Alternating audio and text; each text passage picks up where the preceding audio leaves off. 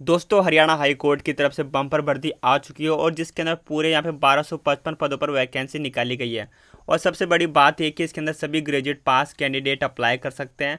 लेकिन अगर आपको फॉर्म भरते समय अगर आप एक भी गलती कर देते हैं तो आपको पूरा फॉर्म रिजेक्ट हो जाता है। तो आज के इस वीडियो में बताएंगे कि आपको ऐसी कौन सी गलती से बचना चाहिए।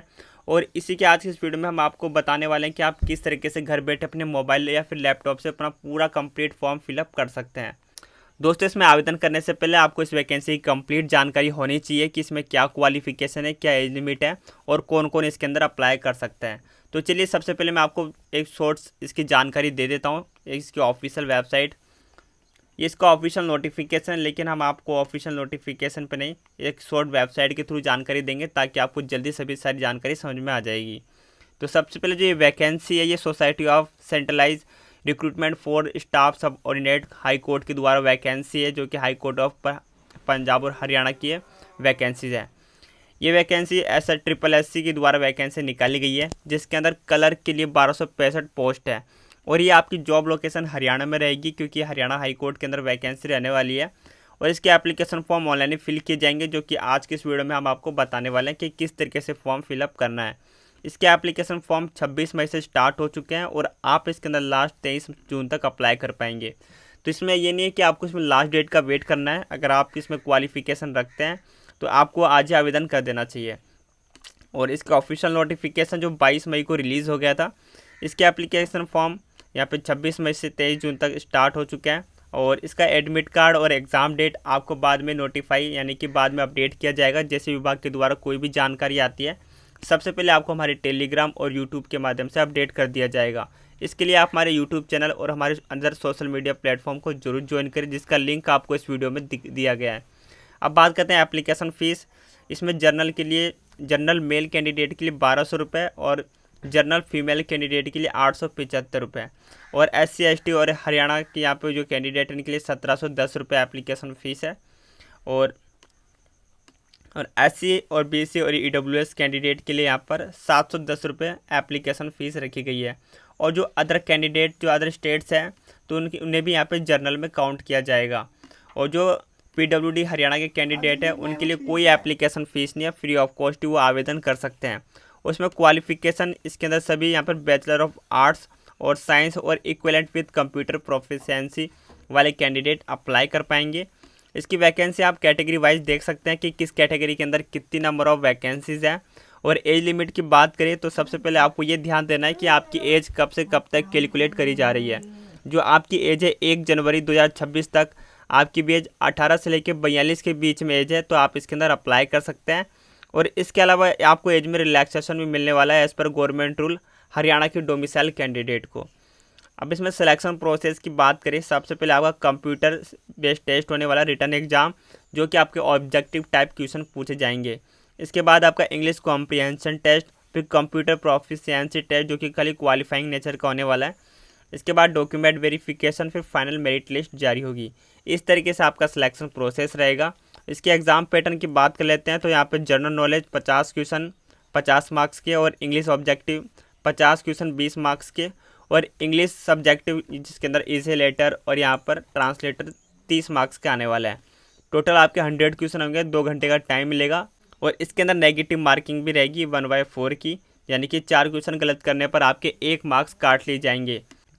और इसके अंदर मिनिमम क्वालिफाइंग ओवरऑल 30% और हर सब्जेक्ट में आपके कम से कम 40% मार्क्स होने चाहिए।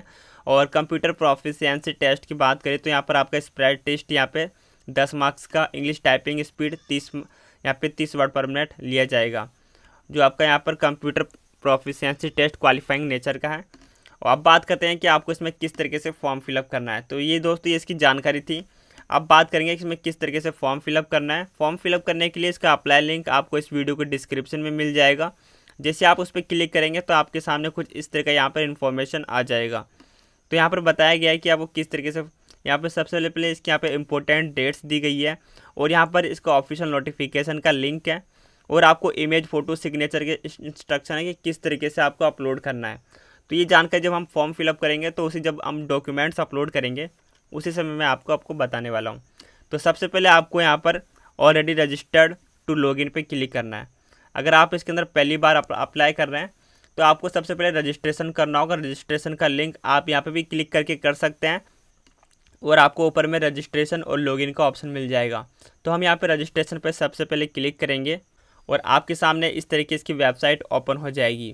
फिर यहाँ से आपसे पूछा जाएगा do you have read advertisement and important instruction, क्या आपने एडवर्टाइजमेंट में सभी क्वालिफिकेशन और भी जो इम्पोर्टेंट जानकारी है आपने पढ़ लिया है। तो आपको येस पे क्लिक करना है और फिर आपको सबमिट पे क्लिक करेंगे तो आपके सामने फिर यहाँ पे दोबारा से एक पॉपअप होगा, तो आप इसे डायरेक्टली क्लोज भी कर सकते हैं।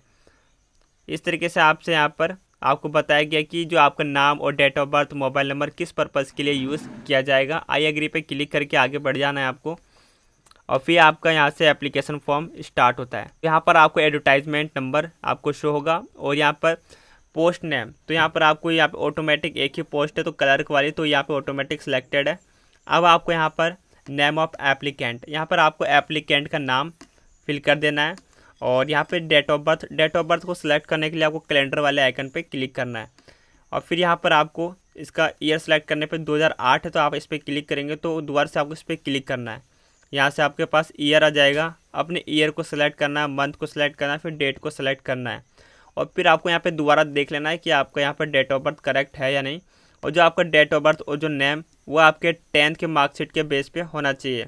जो आपके मार्कशीट में लिखा है वो सेम आपको यहाँ पे फिल कर देना है और यहाँ पे जेंडर में आपको मेल, फीमेल या फिर अदर, अगर आप मेल हैं तो मेल पे क्लिक करना है अपने अकॉर्डिंग। और फिर यहाँ पे मोबाइल नंबर, आपको यहाँ पे अपना मोबाइल नंबर और फिर यहाँ पे दोबारा से आपको मोबाइल नंबर फिल कर देना कन्फर्मेशन के लिए। और आप अल्टरनेटिव मोबाइल भी दे भी सकते हैं या फिर से छोड़ भी सकते हैं क्योंकि इस पर रेड मार्क नहीं है। जितने भी यहाँ पर रेड स्टार हैं उन्हें फिल करना कंपलसरी है। इसके बाद यहाँ पर एक अपनी करंट जीमेल आईडी आपको देनी है जो कि आपकी एक्टिव हो, क्योंकि इस पर सारी इन्फॉर्मेशन आपको भेजी जाती है इसके एग्ज़ाम डेट से रिलेटेड। और इसका जब एडमिट कार्ड आता है तब भी आपको मेल किया जाता है। तो आपको एक चालू ईमेल आईडी यहाँ पे देनी है 2 बार यहाँ पे, क्योंकि यहाँ पे कन्फर्मेशन के लिए भी दोबारा से आपको फिल करना है। इसके बाद यहाँ पे डिक्लेरेशन का एक चेक बॉक्स मिल जाएगा, इस पर क्लिक करेंगे और यहाँ नीचे आपको कैप्चा फिल कर देना है। कैप्चा फिल करने के बाद आपको रीवेरीफाई पे क्लिक करना है। रीवेरीफाई पे क्लिक करने के बाद फिर आपको नीचे स्क्रॉल करना है। स्क्रॉल करने के बाद यहाँ पर वेरिफिकेशन फॉर एप्लीकेंट का नाम और यहाँ पे डेट ऑफ बर्थ और यहाँ पे gender, mobile number, email ID आपको दोबारा से चेक करते हुए आपको स्पेलिंग चेक करनी है। अगर आपका सही है तो उसके आगे एक एक करके चेक करते हुए चेक बॉक्स पे क्लिक करना है। तो यहाँ पे सभी को आपको इस तरीके से चेक बॉक्स क्लिक करने पर आपको एक सबमिट का बटन मिल जाएगा, आपको इस पर क्लिक करना है। क्लिक करने के बाद आपके सामने एक पॉपअप आएगा कि इसे ओके करने के बाद आप बाद में से चेंज नहीं कर पाएंगे। तो अभी आपको देख लेना है, अगर आपका गलत है क्लोज पे करके आप दोबारा से इसे एडिट कर पाएंगे। ओके करने के बाद आप इसे चेंज नहीं कर पाएंगे। तो हम यहाँ पे ओके पे क्लिक कर देते हैं। अब आपको एक नोटिस यहाँ पे नोट्स मिल जाएगा, यहाँ पे रजिस्ट्रेशन सक्सेसफुल हो चुका है। आपका एप्लीकेशन नंबर आपको यहाँ मिल जाएगा और इसके बाद आपको ये ईमेल एड्रेस और टेक्स्ट मैसेज में ही भेज दिया जाएगा लॉगिन यूज़र पासवर्ड। आपको यहाँ पे क्लोज पे क्लिक करना है। क्लोज पे क्लिक करने के बाद आपके यहाँ पर बेसिक डिटेल्स आपको शो हो जाएगी, एप्लीकेंट यहाँ पे डिटेल्स। और अगर आपको इस तरह का यहाँ पर ऑप्शन, ये गो टू एप्लीकेशन का ऑप्शन नहीं मिलेगा तो आपको लॉग आउट पे क्लिक करके यहाँ पे लॉगिन दोबारा से कर लेना है, फिर आपको ये ऑप्शन शो हो जाएगा। तो इसके बाद आपको गो टू एप्लीकेशन पे क्लिक करना है। क्लिक करने के बाद आपके सामने दोबारा इस तरह का ऑप्शन आ जाएगा, तो आपको इंस्ट्रक्शन को पढ़ना चाहो तो पढ़ सकते हैं या फिर आप क्लोज करके आगे बढ़ सकते हैं। अब आपको यहाँ पर्सनल डिटेल्स के अंदर आपको एप्लीकेशन नंबर, यहाँ पे पोस्ट का नाम और यहाँ पर एडवर्टाइजमेंट, यहाँ पे आपका डेट और यहाँ पर आपका नाम, डेट ऑफ बर्थ, आपकी एज और आपका जेंडर और यहाँ पर इसके बाद आपको आइडेंटिटी मार्क में आपको आपका मार्क लिख देना है। अगर आपके पास कोई मार्क नहीं तो आपको नो मार्क यहाँ पर लिख देना है। और इसके बाद please select your identity proof. इसके बाद क्लिक करके आपको इन डॉक्यूमेंट्स में कोई भी एक डॉक्यूमेंट सेलेक्ट करना है। आप PAN card, Aadhaar card, driving licence, passport, voter ID, कोई भी डॉक्यूमेंट्स को सिलेक्ट कर सकते हैं। तो हम यहाँ पर आधार कार्ड को सिलेक्ट कर लेते हैं। फिर इसके बाद जो आपने अभी आईडी सेलेक्ट किया है उस आईडी का यहाँ पर नंबर आपको फिल कर देना है। तो हम यहाँ पे आईडी का नंबर भी फिल कर देते हैं। और इसके बाद नेशनलिटी पे सेलेक्ट करना है और आपको अपनी नेशनलिटी यहाँ पे सेलेक्ट करने के बाद where are you resident domicile of Haryana, क्या आप हरियाणा के मूल निवासी हैं। अगर आप हैं तो येस पे क्लिक करना है। और इसके बाद आपको अपने रेजिडेंट सर्टिफिकेट यानी कि मूल निवास का यहाँ पे सर्टिफिकेट नंबर और किस अथॉरिटी ने इशू किया है वो, और जो आपका इशू डेट है इस कैलेंडर पे क्लिक करके उस यहाँ पर आपको सेलेक्ट कर लेना है। अगर आप अदर स्टेट से हैं तो आपको सिंपली नो पर क्लिक करना है। तो यहाँ पर आपसे कुछ नहीं मांगा जाएगा, सिंपली आपके फॉर्म यहाँ पे जनरल से फिल किए जाएंगे। अब यहाँ पे मैरिटल स्टेटस को सेलेक्ट करना है। अगर आप अनमेरिड हैं तो यहाँ पर अनमेरिड को सेलेक्ट कर लेंगे। और मदर नेम, इसके बाद यहाँ पर आपको मदर नेम, और इसके बाद आपको यहाँ पे फादर नेम भी आपको यहाँ पर लिख देना है। और इसके बाद यहाँ पर आपको नीचे स्क्रॉल करना है और यहाँ पे कैटेगरी पे आपको दिख जाएगी यहाँ। तो अगर आप अब यहाँ पे आपको कैटेगरी को सिलेक्ट करना है। तो कैटेगरी के अंदर आपको एक ही ऑप्शन शो होगा, जर्नल, क्योंकि हमने यहाँ पे अदर यहाँ पे जो हरियाणा के अदर स्टेट्स हैं तो यहाँ पर उन्हें जनरल में काउंट किया जाएगा। तो यहाँ पर सेव एंड नेक्स्ट पे क्लिक करके आगे बढ़ना है आपको। और इसके बाद डाटा सेव सक्सेसफुली का ऑप्शन आ जाएगा। अब यहाँ पर आपके सामने नेक्स्ट ऑप्शन ओपन हो गया एडिशनल डिटेल्स का। यहाँ पे आपको ये do you complementary type of computer based test, फिर इसके बाद यहाँ पूछा गया do you need complementary time in the computer based test, क्या आपको कंप्यूटर जब आपका एग्जाम होगा तो कोई आपको एक्स्ट्रा टाइम चाहिए। तो आपको सिंपली येस और नो में क्लिक कर देना है। तो ये है आपको ओनली डिसेबिलिटी के लिए है।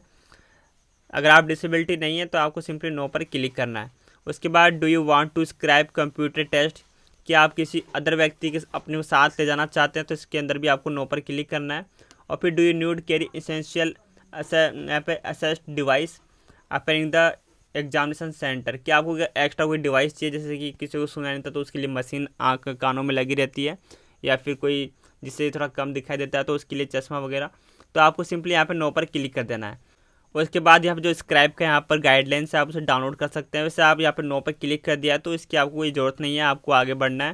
फिर यहाँ पर डिपार्टमेंट एम्प्लॉय डिटेल्स, अब यहाँ पर are you regular employ Punjab Haryana government, क्या आप पहले से ही किसी हाई कोर्ट में यहाँ पे स्टाफ हैं गवर्नमेंट में, तो आपको सिंपली यहाँ पे नो पर क्लिक करना है।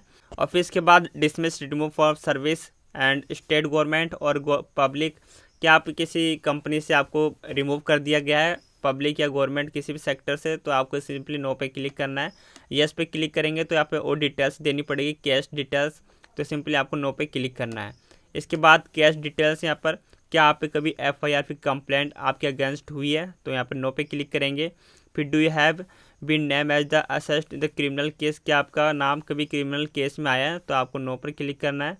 फिर do you have been convicted of the criminal offence, क्या आपको कोई ऑफेंस है, क्या कोई आरोप है, तो आपको सिंपली नो पर क्लिक करना है। अब आपको सेव एंड नेक्स्ट पे क्लिक करके आगे बढ़ जाना है। ये भी डाटा आपका सक्सेसफुली सेव हो चुका है। अब यहाँ पर कम्युनिकेशन यहाँ की आपको अपने एड्रेस की डिटेल्स देनी है। एड्रेस में मैं आप यहाँ पे कुछ, अब आपको यहाँ पे 2 लाइन में अपना कंप्लीट एड्रेस फिल कर देना है। और यहाँ पर इसके बाद कंट्री के अंदर आपको इंडिया मिल जाएगा। और फिर इसके बाद अपने स्टेट को सेलेक्ट करना है। अगर आप हरियाणा से हैं तो आपको हरियाणा सेलेक्ट करना है।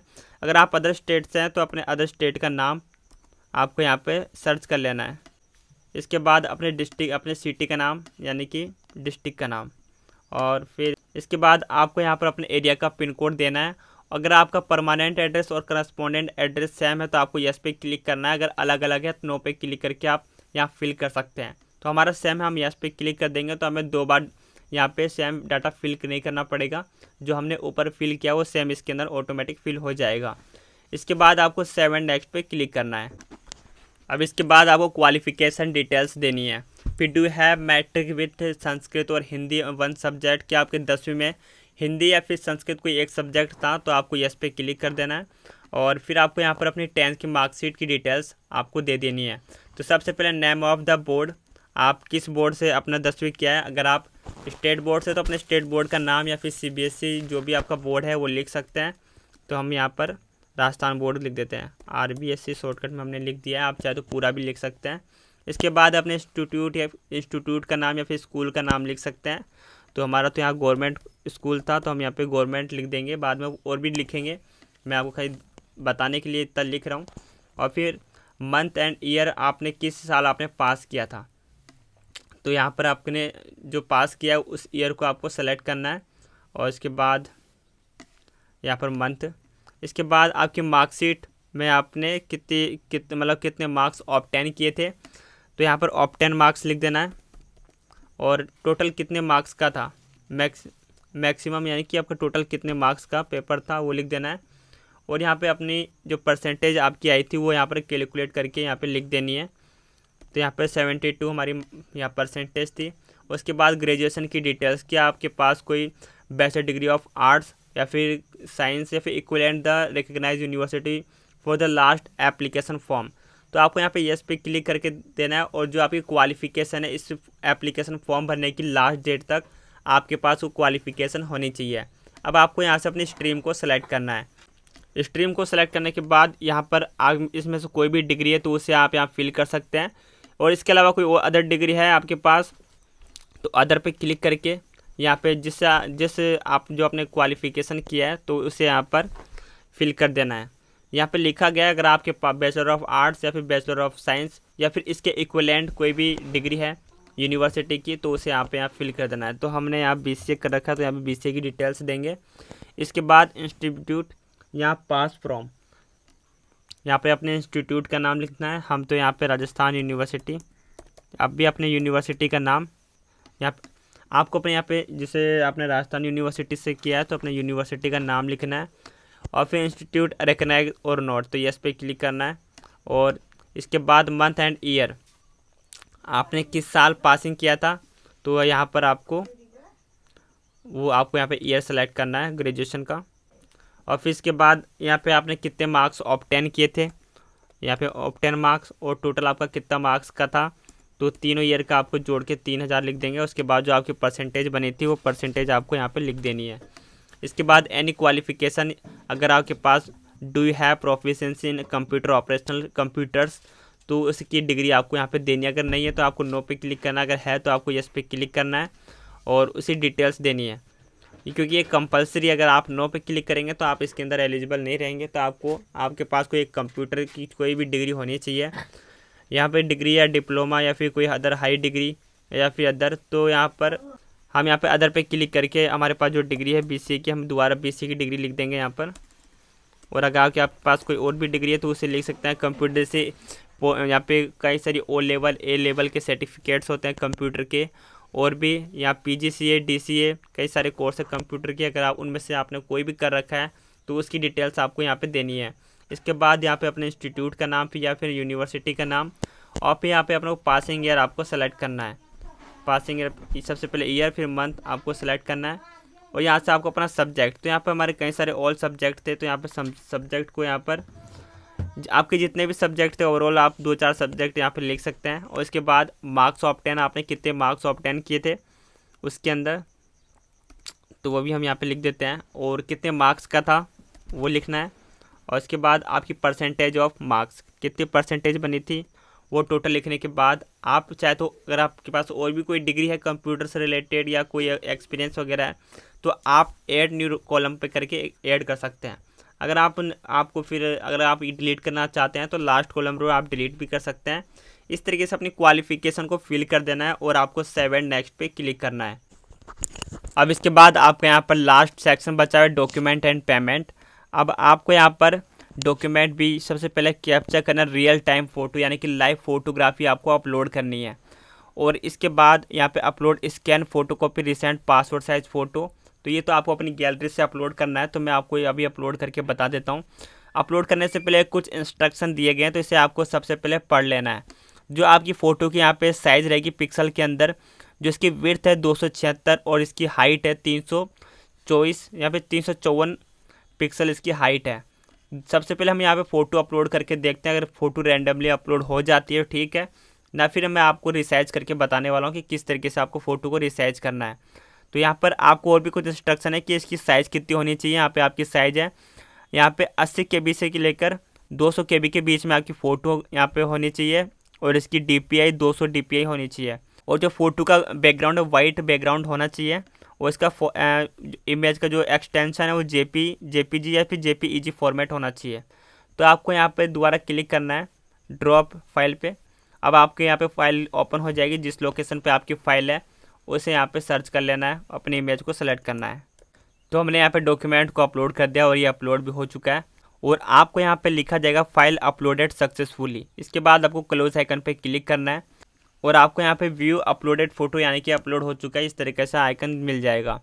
अब इसके बाद आपको यहाँ पर actual date uploading passport size photo was clicked, कि आपकी फ़ोटो कब की, ज़्यादा पुरानी भी नहीं होनी चाहिए। तो आप यहाँ पर अगर आपकी ज़्यादा पुरानी भी है तो आपको डेट ज़्यादा पुराना यहाँ पे सेलेक्ट नहीं करना है, आप एक लास्ट मंथ का यहाँ पे सेलेक्ट कर सकते हैं। अगर आपकी लेटेस्ट है तो आप उस डेट को भी सेलेक्ट कर सकते हैं। इसके बाद क्लिक है टू अपलोड, यहाँ पे अपलोड स्कैन, यहाँ पे सिग्नेचर अपलोड करना है। तो आपने देखा यहाँ पे हमने कोई इसका डायमेंशन सेट वगैरह कुछ नहीं किया, तो बस आपको अपनी सिंपल फ़ोटो अपलोड कर देनी है। सिंपल भी फ़ोटो अपलोड हो जाती है। अगर होती भी है तो आप मुझे कमेंट करके ज़रूर बताना, मैं आपको नेक्स्ट वीडियो में बता दूंगा कि आपको किस तरीके से अपने डायमेंशन को या फ़ोटो को रिसाइज करना है। अब इसके बाद हमें सिग्नेचर को अपलोड करना है, तो यहाँ पे क्लिक है टू अपलोड पे क्लिक करेंगे। इसके लिए भी यहाँ पे कुछ इंस्ट्रक्शन दिए गए हैं कि आपको वाइट पेज पर ब्लू पेन से आपको उस पर सिग्नेचर करना है, और इसकी हाइट, जिसकी यहाँ पे हाइट है 1.5 और जो इसकी विड्थ है 3.5 सेंटीमीटर होनी चाहिए। और फिर साइज ऑफ इमेज शुड भी 50 से लेके 200 KB के बीच में होनी चाहिए। और इसका जो फॉर्मेट रहेगा JPG और JPEG फॉर्मेट, और इसकी जो स्कैन DPI शुड भी 200 DPI होनी चाहिए। तो आपको इन सबको यहाँ पे ध्यान में नहीं देना है, सिंपली आपको बस एक चीज़ का ध्यान रखना है कि आपकी जो इमेज की साइज़ होनी चाहिए 50 से लेकर 200 KB के बीच में होनी चाहिए। तो अब हम यहाँ पे अपने इमेज को अपलोड करते हैं। तो यहाँ पे ड्रॉप फाइल, यहाँ पर ब्राउज अपलोड पे क्लिक करना है और अपने सिग्नेचर को, जिस लोकेशन पे आपका सिग्नेचर है उसे ओपन कर लेना है। तो हमारे पास अभी कोई ऐसी इमेज नहीं है जो कि सिग्नेचर का साइज़ 50 से 20 KB के बीच में हो। हमारे पास इमेज यहाँ पे 50 KB से कम की है। तो अब मैं आपको लाइव बताने वाला हूँ कि वो किस तरीके से आपको अपने सिग्नेचर का यहाँ पर साइज सेट करना है। तो सबसे पहले आपको एक मोबाइल अपने ब्राउज़र को ओपन कर लेना है और आपको रिसाइज इमेज इन KB इस तरीके से आपको सर्च कर लेना है। और आपको यहाँ पर एक Pi7 वाली वेबसाइट को ही ओपन करना है, क्योंकि इसमें काफ़ी अच्छी तरीके से आपको ऑप्शन मिलते हैं सेट करने के लिए। तो आपको सिलेक्ट, यहाँ पर इमेज को सिलेक्ट करना है, जो भी आपका सिग्नेचर वाला इमेज है उसे यहाँ पे सेलेक्ट करेंगे। तो जो हमारा सिग्नेचर है वो 15 KB का है, तो हम इसकी साइज़ को बढ़ाने वाले हैं। अगर आपकी इमेज की साइज़ ज़्यादा है तो आप उसे कम भी कर सकते हैं। जैसे ही अपलोड करेंगे तो आपको यहाँ पूछा जाएगा कि आपको कितने साइज़ का चाहिए, कि तो हम यहाँ पे 50 से 100 के बीच में, तो हम यहाँ पे 60 लिख देते हैं और यहाँ पे रिड्यूस इमेज साइज हो जाएगा यहाँ पर। और इसके बाद आप इस फाइल का नाम भी आप यहाँ पे लिख सकते हैं और यहाँ पे डाउनलोड पे क्लिक करेंगे तो हमारा 58 KB का यहाँ पे इमेज ये सिग्नेचर हो चुका है। तो अब इसे हम दोबारा वेबसाइट पे जाके अपलोड करेंगे। अब हमारे यहाँ पे सिग्नेचर अपलोड हो रहा है और यहाँ पर फाइल अपलोडेड सक्सेसफुली इस तरीके से ऑप्शन आ चुका है।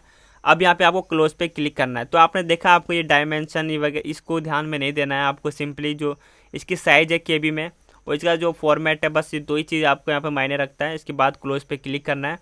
तो आप देख सकते हैं कि हमारा यहाँ पर सिग्नेचर और ये इमेज अपलोड हो चुका है। अब आपको यहाँ पे कैप्चर रियल टाइम फ़ोटो, अब इसे ही कैप्चर करना होगा। वैसे यहाँ पे हमारा क्लिक टू यहाँ पे चेक बॉक्स आ चुका है। जो अब आपका लाइव फ़ोटो है वो आप जिस पे क्लिक करेंगे तो आपका कैमरा ओपन हो जाएगा। अगर आप इसे मोबाइल में करेंगे तो आपका मोबाइल का कैमरा ओपन हो जाएगा, वहाँ से आपकी लाइव फ़ोटो कैप्चर कर लेनी है। तो आपके सामने भी कुछ इस तरह का यहाँ पर इंटरफेस ओपन हो जाएगा। तो आपको यहाँ परमिशन दे देनी है अपने ब्राउज़र के अंदर। तो इस तरीके से आपका कैमरा ओपन हो जाएगा। तो अभी हम कम लाइट में बैठे हैं तो हमारा यहाँ फेस, तो मैं जल्दी से अपना फ़ोटो यहाँ पे लाइव कैप्चर कर लेता हूँ और फिर आगे हम प्रोसेस करते हैं। और क्लिक करने के लिए आपको यहाँ पे क्लिक करना है और आपको ऐसी जगह जाना है जिसका बैकग्राउंड वाइट हो, प्लेन हो, और आपको क्लिक पे क्लिक करना है और अच्छी खासी लाइट होनी चाहिए ताकि आपका फेस 70% तक मैच हो सके। और मैं आपको एक और इसका इंस्ट्रक्शन भी बता देता हूँ। तो आप देख सकते हैं कि जो आपकी फ़ोटो अपलोड करनी है कि कौन सा राइट फ़ोटो है, कौन सा गलत फ़ोटो है, इसका पोर्शन भी इसके लिए यहाँ पर देख सकते हैं कि आपका जो फेस है ऊपर से यहाँ पे सिर कट रखा है, तो ऐसा नहीं होना चाहिए। और ये आपका यहाँ पर इस तरीके से आपका जो डायरेक्शन है वो सामने बिल्कुल कैमरे के अंदर फ्रंट में होना चाहिए, आपको दाएं बाएं नहीं देखना है। और आपका ऐसे जो इमेज है ब्लैक एंड वाइट भी होना चाहिए, नहीं होना चाहिए। और जो आप ये एकदम जिसका बैकग्राउंड वाइट है इस तरह का यहाँ पर होना चाहिए कलरफुल फ़ोटो। तो ये था इसका इंस्ट्रक्शन किस तरीके से आपको फ़ोटो अपलोड करना है। तो अब चलिए हम लाइव फ़ोटो अपलोड कैप्चर करके आगे बढ़ते हैं। तो हमारे यहाँ पे फ़ोटो लाइव कैप्चर हो चुका है। तो आपको यहाँ पर ये क्लोज पे क्लिक करना है और यहाँ पर आपको लिखा हुआ है कि टोटल फीस कितनी पेमेंट करनी है। तो पेमेंट की डिटेल्स हमने आपको पहले ही बता दी थी, तो मैं आपको दोबारा से पेमेंट की डिटेल्स बता देता हूँ कि किस कैटेगरी के लिए कितनी एप्लीकेशन फ़ीस है। तो अगर आप यहाँ पे जनरल कैंडिडेट है, मेल फीमेल अदर स्टेट से, तो आप देख सकते हैं कि मेल के लिए 1200 रुपये और फीमेल के लिए 875 रुपये। और यहाँ पे जो हरियाणा के SC BC और EWS कैंडिडेट है इनके लिए 710 रुपये। तो इस तरीके से यहाँ पे आपकी एप्लीकेशन फ़ीस रहने वाली है। अब यहाँ पे आपको पेमेंट करने के लिए यहाँ पे सबसे पहले आपको ये चेक बॉक्स बने हुए हैं, इन सभी चेक बॉक्स को टिक कर देना है। इसके बाद यहाँ पे आपको कैप्चा फिल करना है। अब आपके पास सामने लिखा हुआ है कि preview captcha image before submitting. तो आपको सबमिट करने से पहले आपको एक यहाँ पे क्लिक करना होगा व्यू इमेज कैप्चा पे। जैसे आप इस पर क्लिक करेंगे तो आपकी इमेज आपको शो हो जाएगी और आप इसे फिर आपको यहाँ पे क्लोज पे क्लिक कर देना है। इस तरीके से आपको हर चीज़ को व्यू करके यहाँ पे क्लोज पे क्लिक कर देना है। व्यू करने के बाद आपको यहाँ पे कैप्चा फिल कर देना है। कैप्चा फिल करने के बाद सबमिट पे क्लिक करेंगे। अब आपके सामने यहाँ गेटवे वाला ऑप्शन आ चुका है। अब यहाँ पर आपके सामने 3 ऑप्शन है। आप चाहे तो डेबिट कार्ड या फिर बैंकिंग फी या UPI से पेमेंट कर सकते हैं। जो सबसे बेस्ट तरीका है, आप UPI पे सेलेक्ट करके इसका QR कोड जनरेट करके अपने मोबाइल में किसी भी UPI ऐप से पेमेंट कर सकते हैं। जैसे आप पे नाउ पे क्लिक करेंगे तो आपके सामने एक QR कोड आ जाएगा। आपको इस दिए हुए टाइम के अंदर स्कैन कर लेना है। स्कैन करके जैसे आप पेमेंट करेंगे आपका ऑटोमेटिक पेमेंट वेरीफाई हो जाएगा और आपको इसके प्रिंट वाले एप्लीकेशन फॉर्म पे रिडायरेक्ट कर दिया जाएगा। वहाँ से आप अपने एप्लीकेशन फॉर्म का रिसिप्ट और अपने एप्लीकेशन फॉर्म को प्रिंट आउट वहाँ से आप अपने एप्लीकेशन फॉर्म का प्रिंट आउट ले सकते हैं और जो आपने पेमेंट किया इसका रिसिप्ट भी आपका जनरेट हो जाएगा। तो इस तरीके से आप अपने एप्लीकेशन फॉर्म को फिलअप कर सकते हैं। तो दोस्तों ये थी इस वैकेंसी की कंप्लीट जानकारी कि आप इसमें किस तरीके से अपना फॉर्म फिलअप कर सकते हैं, कंप्लीट प्रोसेस। अगर आपको अभी भी इसमें फॉर्म भरते समय कोई भी परेशानी आती है तो आप मुझे कमेंट बॉक्स में ज़रूर पूछना, मैं उसका जल्दी रिप्लाई करूँगा। तो दोस्तों अगर आपको ये जानकारी पसंद आए तो इस वीडियो को लाइक कीजिए, अपने दोस्तों के साथ ज़रूर शेयर करें। और भी इसी तरह की इन्फॉर्मेशन पाने के लिए आप हमारे यूट्यूब चैनल और हमारे टेलीग्राम व्हाट्सएप चैनल को ज़रूर ज्वाइन करें। जल्दी मिलते हैं किसी नेक्स्ट वीडियो में, तब तक के लिए बाय, जय हिंद।